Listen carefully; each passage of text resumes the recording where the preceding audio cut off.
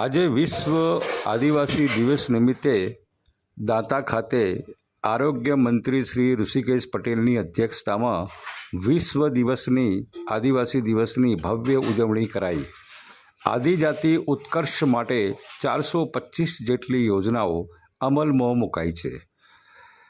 આ યોજના લાભાર્થીઓને સાધન સહાય અને લાભના ચેકનું વિતરણ પણ કરાયું હતું। Voice of India news channel Banaskantha.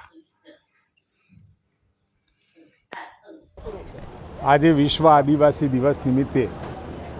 Bharat અને એમાં પણ ખાસ કરી ગુજરાતમાં આદરણીય પ્રધાનમંત્રી મોદી સાહેબે જ્યારથી વહીવટ અને લોકોની સેવા સ્વીકારી તે જ દિવસથી મહિલાઓ, બાળકો અને આદિવાસીઓ માટે અલગ પ્રકારની વ્યવસ્થા વનબંધુ કલ્યાણ યોજના આદિવાસી વિસ્તારોમાં એની જરૂરિયાત પ્રમાણે એનો ભૌગોલિક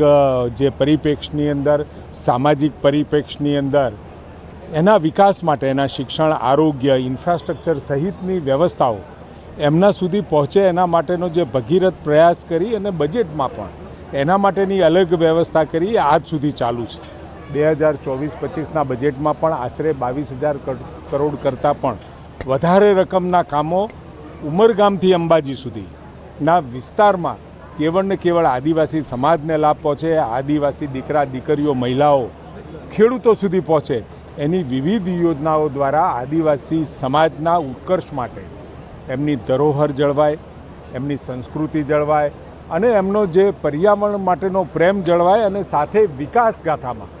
વિશ્વ આગળ વધી રહ્યું છે, ભારત આગળ વધી રહ્યું છે, ત્યારે ગુજરાતનો આદિવાસી પણ દરેક બાબતમાં અવ્વલ નંબર રહે